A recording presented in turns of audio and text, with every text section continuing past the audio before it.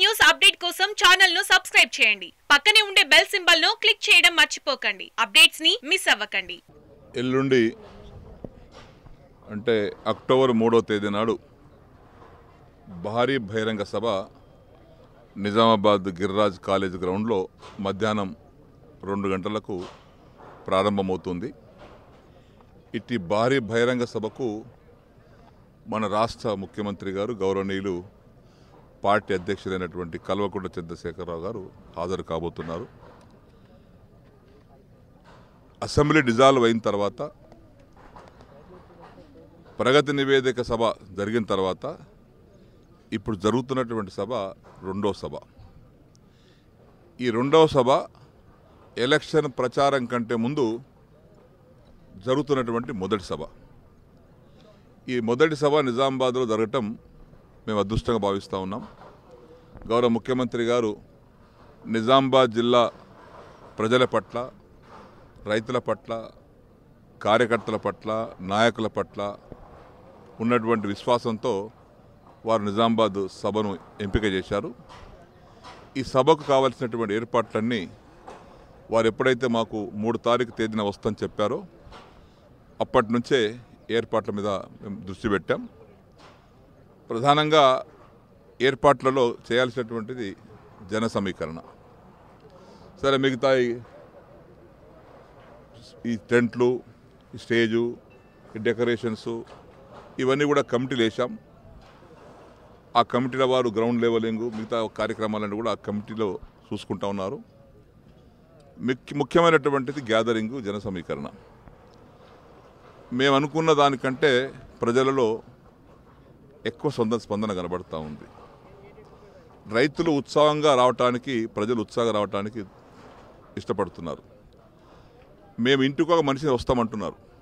మేము గ్రామాలకు వెళ్ళి అడిగినప్పుడు, సార్ మొన్న ప్రగతి నివేదన సభకు మాకు వాహనాలు సరిపోలేదు, మేము ఇంటికి ఒక మనిషి వస్తాం, ఎందుకంటే కేసీఆర్ గారి నాయకత్వం పట్ల మాకు పూర్తి విశ్వాసం ఉంది, మేము వారి మాట వినాలి, ప్రత్యక్షంగా వారిని చూడాలి, వారు ఏం చెప్తారో వింటాం.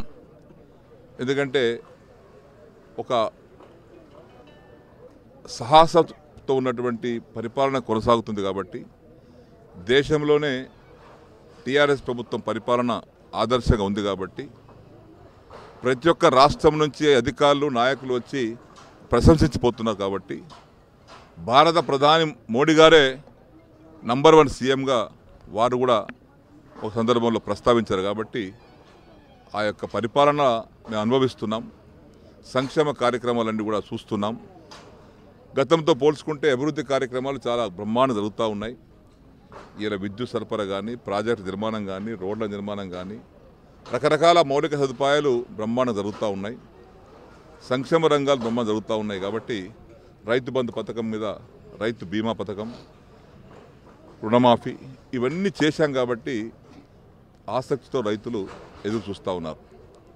మేము నియోజకవర్గానికి 9 నియోజకవర్గాల మీటింగ్ కాబట్టి ఒక్కొక్క నియోజకవర్గాల నుంచి 25,000 నుంచి 30,000 మందిని గ్యాదర్ చేయడానికి మేము టార్గెట్ ఇచ్చుకున్నాం. వాహనాలు, ఆర్టీసీ బస్సులు 1000 సమకూర్చుకున్నాం.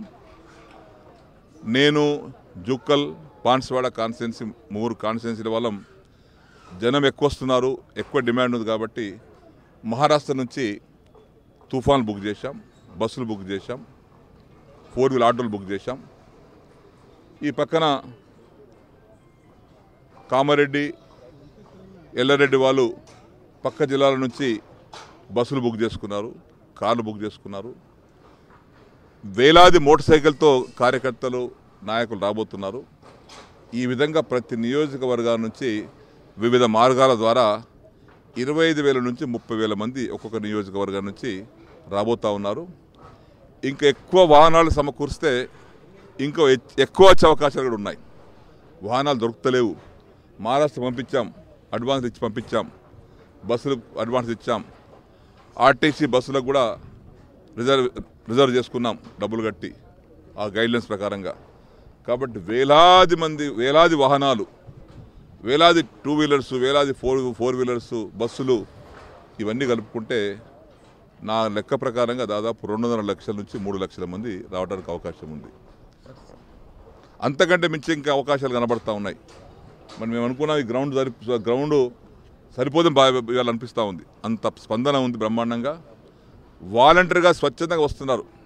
ఇది మొక్కుబడిగా వస్తలేరు. వచ్చేటువంటి జనం కూడా ఏదో పట్టుకొస్తున్నాం మొక్కుబడిగా వస్తలేరు. ఉల్లాసంగా సంతోషంగా వస్తున్నారు. మేము వస్తాం, ముఖ్యమంత్రి గారి యొక్క సందేశం వింటాం, మాకు వారిని చూడాలని ప్రత్యక్షంగాని ఆ ఉద్దేశంతో ప్రజలు, మహిళలు కానీ పురుషులు కానీ కార్యకర్తలు కానీ ఉత్సాహంతో ఉన్నారు. బ్రహ్మాండమైనటువంటి మీటింగ్ జరుగుతుంది. నిజామాబాద్ మీటింగ్తో విజయ శంకారావం ఇక్కడ నుంచే పూర్తి జరుగుతుంది. సార్, సీఎం కేసీఆర్ గారు ఎప్పుడు ఒక సెంటిమెంట్గా నిజామాబాద్ జిల్లానే ఎన్నికల ముందు సభను ఏర్పాటు చేస్తూ ఉంటారు. అయితే మరి మీ జిల్లా వ్యవసాయ శాఖ మంత్రిగా రైతులకు ఎలాంటి సందేశం ఇవ్వండి?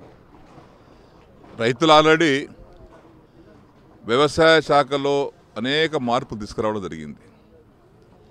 ఇదివరతో పోల్చుకుంటే వ్యవసాయదారులకు అందించాల్సినటువంటి మౌలిక సదుపాయాలు, విద్యుత్ సరఫరా, సాగునీటి సరఫరా, రైతు బంధు పథకం ద్వారా పెట్టుబడి 8,000 రూపాయల ఎకరానికి, రైతు బంధు జీవిత బీమా పథకము, దాంతోపాటు పండించినటువంటి ప్రతి గింజను కొంటున్నాం, గోడౌన్ నిర్మించాం.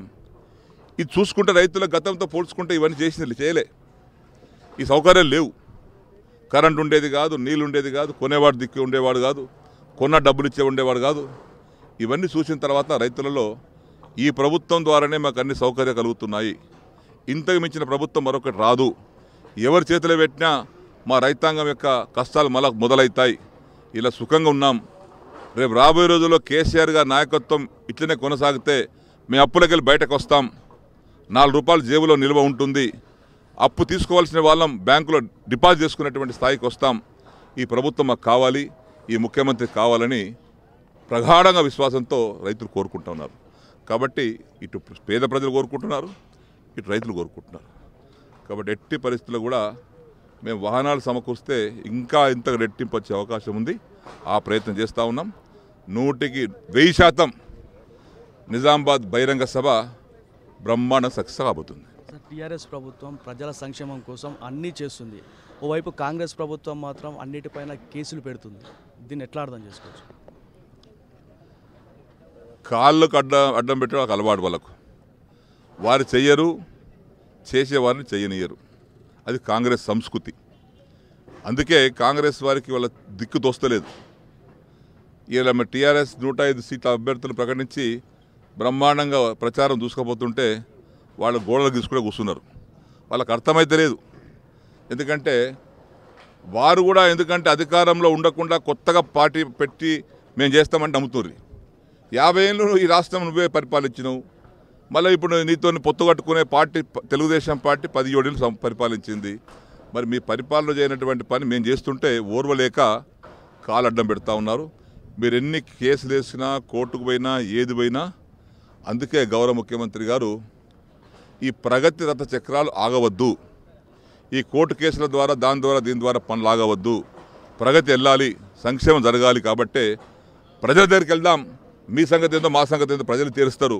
ఒకవేళ మేము తప్పు చేస్తే మమ్మల్ని శిక్షిస్తారు, మీరు తప్పు చేస్తే మిమ్మల్ని శిక్షిస్తారు, కమాన్ రండి అని చెప్పి ప్రజల తీర్పు వెళ్ళడానికి కారణం కూడా ప్రగతి రథ చక్రాలను ఇంకా వేగంగా పరిగెత్తడానికే ఈ యొక్క ముందస్తు ఎన్నికలకు వెళ్ళడం జరుగుతూ ఉంది. సార్, నిన్న మీ కామారెడ్డి జిల్లాలో రేవంత్ రెడ్డి అలాగే షబ్బీర్ అలీ చేసినటువంటి కామెంట్స్ పైన మీ స్పందన ఏంటి? రేవంత్ రెడ్డి గారు తాడు బొంగరం లేనటువంటి నాయకుడు. ఇక ఆయన ఏం మాట్లాడినా చెల్లది. ఎందుకంటే ఆయన సంగతి 3 రోజులు ఏదైతే ఇంటెలిజెన్స్ వాళ్ళు, సిబిఐ వాళ్ళు ఎంక్వైరీ చేశారో ఆ ఎంక్వైరీ ద్వారా ఆయన పరపతి ఏందో ప్రజలు తెలిసిపోయింది, ఆ నాయకుడి లక్షణం ఏందో ప్రజలు తెలిసిపోయింది. కాబట్టి ఆయన ఏం చెప్పినా ప్రజలు నమ్మేటువంటి పరిస్థితి లేదు. నిన్ననే నా కాన్స్టిట్యున్సీలో బీర్కూర్ మండల్ హెడ్ క్వార్టర్ 30 కులాలు సంఘాలు నన్ను పిలుచుకుపోయి మండల్ హెడ్ క్వార్టర్ 7,000 ఓట్లు ఉంటే 7,000 ఓట్లు 7,000 యునానిమస్గా ప్రకటించేశారు. మళ్ళీ ఒక జెండా గట్టం అని చెప్పారు. అంటే అంత స్పందన ఉంది ప్రజలలో. ఒక మండల్ హెడ్ క్వార్టర్లో ఒక చిన్న గ్రామం యునానిమస్ అయిండొచ్చు, కానీ మండలం తీర్మానం హెడ్ క్వార్టర్ చేయడం అనేది చాలా గొప్ప విషయం. ఇట్లా అనేక కాన్స్టిట్యున్సీలలో ఇంత స్పందన ఉంది. కాబట్టి రేవంత్ రెడ్డిలో ఇంకా ఉత్తమ్ కుమార్ రెడ్డిలో ఎవరేం చెప్పినా ప్రజలు పట్టించుకునే పరిస్థితి లేరు. ఆల్రెడీ ప్రజలు డిసైడే ఉన్నారు ఎవరికి వేయాలనో. ఎప్పుడు ఎలక్షన్ వస్తే అప్పుడు కారు గుద్దుదామని తయారున్నారు. వీళ్ళు ఎన్ని కుతంత్రాలు చేసినా ఎన్ని కుట్ర చేసినా ఒరిగేది ఏం లేదు. Thanks for watching. Please like, comment, share. Follow on Facebook, Google+, Twitter, Instagram. For more updates, please subscribe Great Telangana TV.